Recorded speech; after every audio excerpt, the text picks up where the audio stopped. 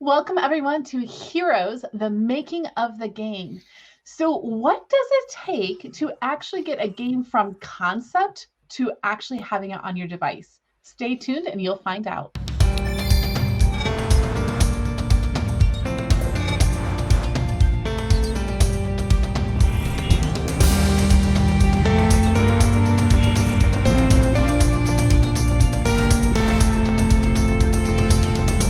Welcome, everyone. Today, we're going to talk about game development. And I am really excited about this because this is actually how you get the product in your hand. So it goes from the brains of somebody and it has to go through a process of development. And that is these guys' specialty. So let's welcome Julio and Jonas. They are both a part of our team. Jonas, before we got started, we kind of talked a little bit about what you do. And it's like, kind of like one of the most important jobs, in my opinion, because it kind of helps make sure that all the flow is going. So why don't we explain a little bit about what the environment is that you create so multiple people can be working on a project at the same time? Yeah, sure.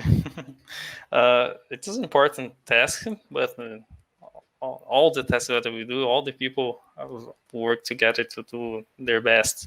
But in specific, related with my tasks, we have people from many countries, and so we face issues like time zone, difficulties to talk with everybody at the same time.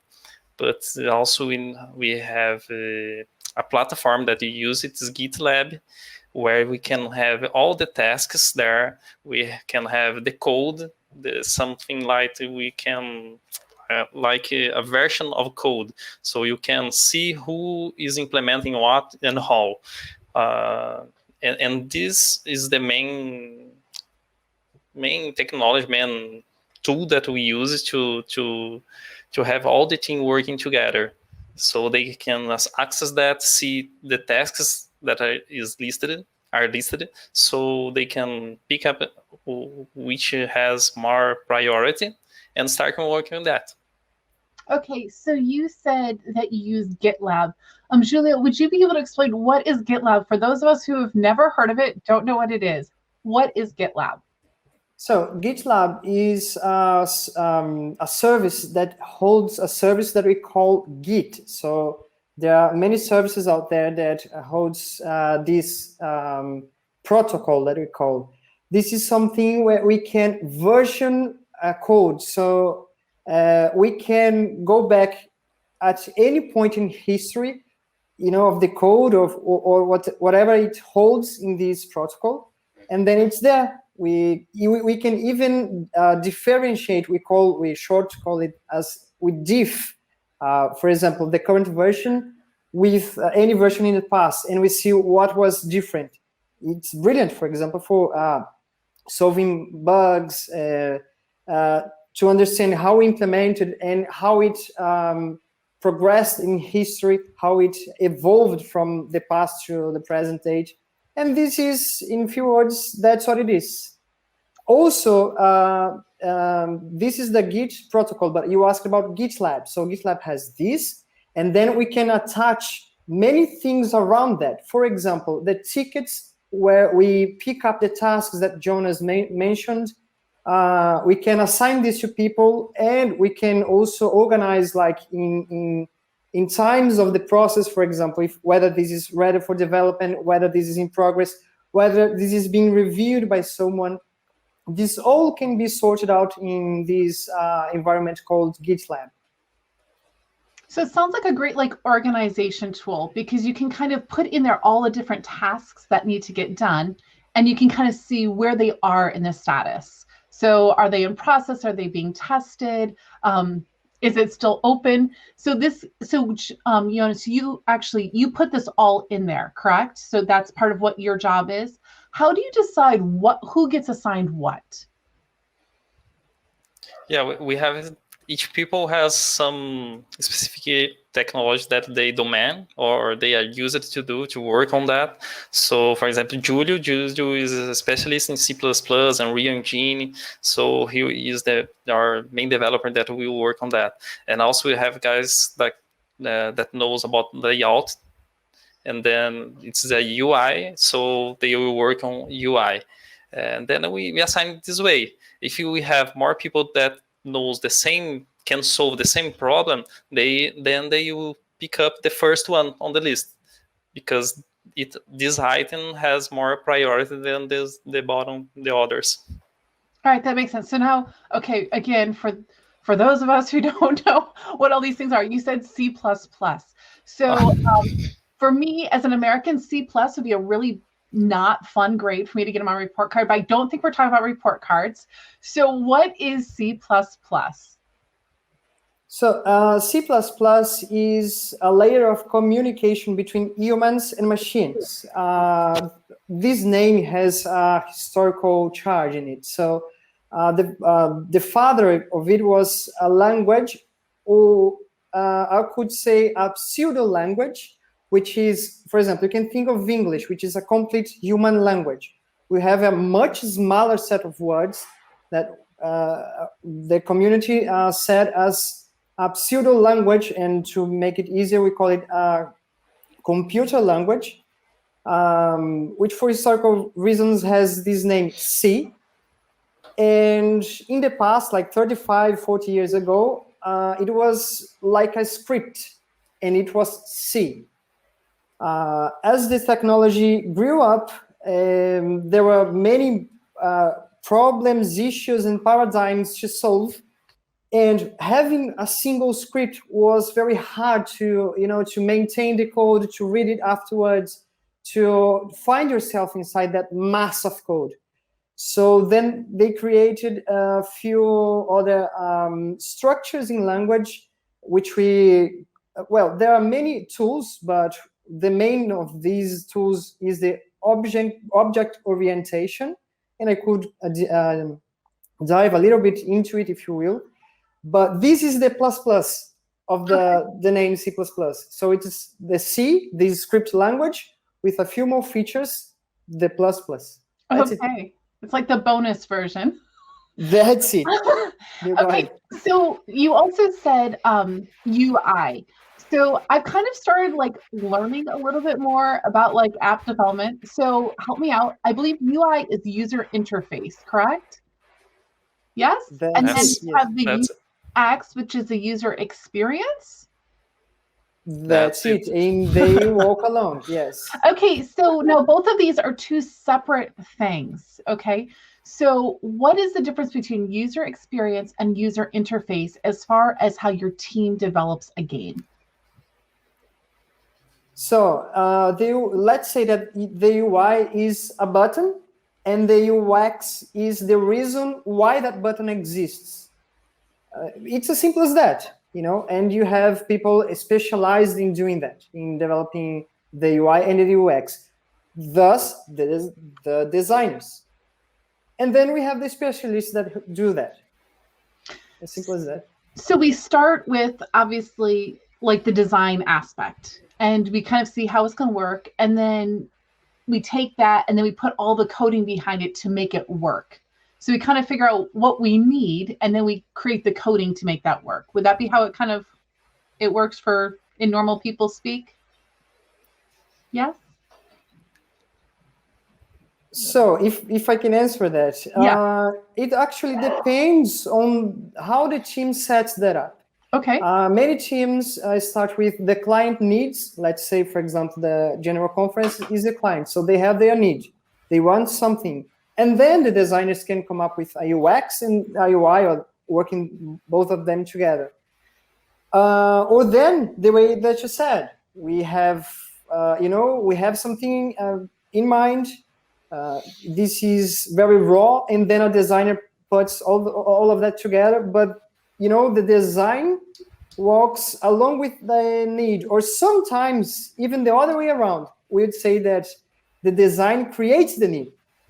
They have some great designer has something in mind, and then all the team goes behind him, making that true. So there's the two setups. So I've had the privilege of watching some of these concepts go from sketches on paper to actually using them myself. So I actually think I sent a sketch into one of you guys to kind of get it started. So like, I know it's kind of like, it's a very cool process to kind of see just like this idea in your head become a reality on my device. So there are a lot of young people like coding, gaming, all that. This is like a big deal nowadays. I have 3 children. They're all into gaming. And I know a lot of people who are into coding. What would you say to people who are interested in this kind of thing? What would be the next step that you would suggest that they could take to maybe up their coding game or to get involved in stuff like this? I would say that it's good to be a gamer, but being a gamer is consuming an idea. More than that, I think you should take the initiative. Also, you should be very curious about everything in life, because gaming is all about reproducing the things that happen in life. So if today you are learning how a star works in the sky, why is that right? Why is that big? Anything not related even to anything.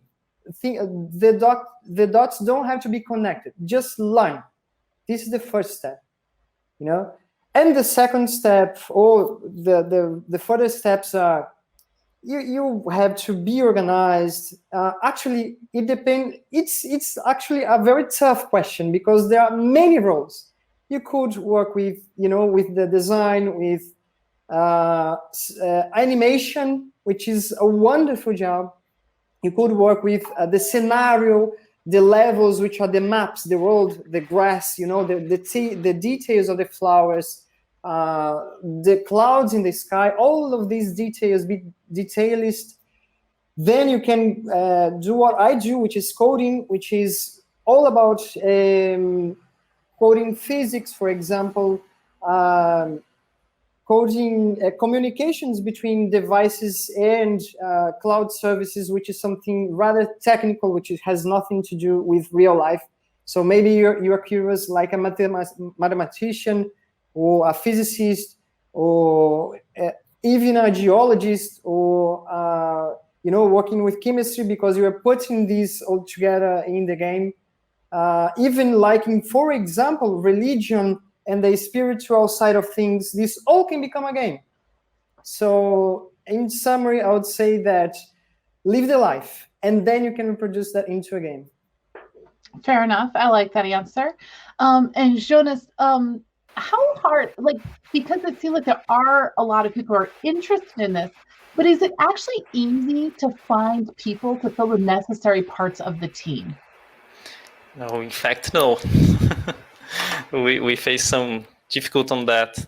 As you explained, there's a lot to learn, and there's many roads, many ways that you can reach that. But you need to start, you need to try. So it will be a pleasure to motivate people to start working on that, start learning, start studying, start trying. The most important thing is try. Even if you don't know something, go for it, try something, create a own project, on game, on design something, use the gift you have, something like that. So then we can count with those people, because it's really a hard work, skills that need to be worked, improved, and so on. You need time for that. It's not something that you just, I will learn, I will be a game developer and in the next week you'll be ready. No, in fact, no. So you're not going to hire me to join your team next week to start coding?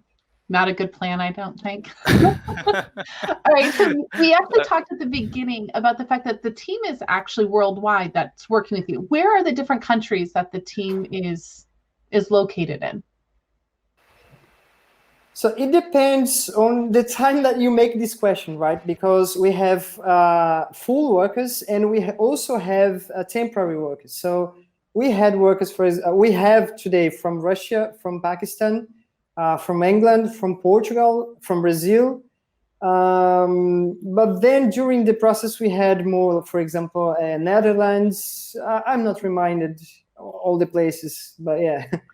I'm sure it's hard to keep track of all those time zones.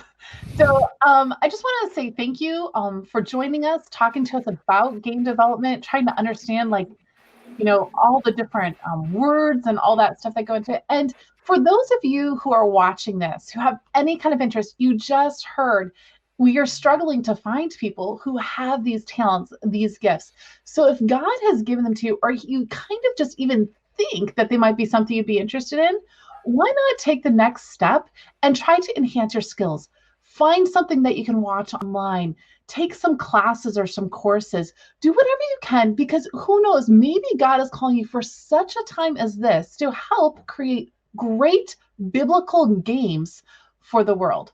So once again, we just want to thank you all for joining us. Make sure that you follow whatever channel you're watching this on so you can stay in the loop with any more videos that we put out. We have a whole series of just these, the making of a game, but we also have a lot of other fabulous content that is coming out on these channels every single day. So God bless you, and thank you for joining us.